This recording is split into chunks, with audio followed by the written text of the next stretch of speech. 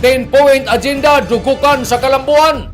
Tungod sa taghulma ni Provincial Governor Lyndon Barbers ang 10-point agenda ubos sa ija administrasyon kuman, hamok na ang nakadajig sa mga Surigaonon tungod sa ijang inantigo na pagplastar na programa nan kagamhanan nan lalawigan. Ang pagpaningkamot ni Governor Barbers ija taghalad ngadto sa ato labawng makagagahom ang Ginoo na amoy at tinubdan sa kalampusan sa ato panerbisyo matag adlaw. Laong nija kutob sa ija makaya, ija ibuhos ang ija kahibayo para magiyan ang katawan para sa kaugmaon kanatong mga kabataan labi na sa atong mga Surigaonon. Hinungdan na ang 10-point agenda amoy ija sumbanan kung unhon pagplastar sa nan pagpadyagan ang pangoberno pinaagi sa pagtambayayong sa matag departamento dinhi sa Kapitolyo. Gani, laong ni Governor Barbers dako nija na pasalamat ngadto sa mga department heads gumikan sa ilang suporta kuman sa ija administrasyon. Amo ini na nato probinsya naghinay-hinay na pagkamang dakan ato makabot an ato tagtinguha na kalambuan. Amo na dako usab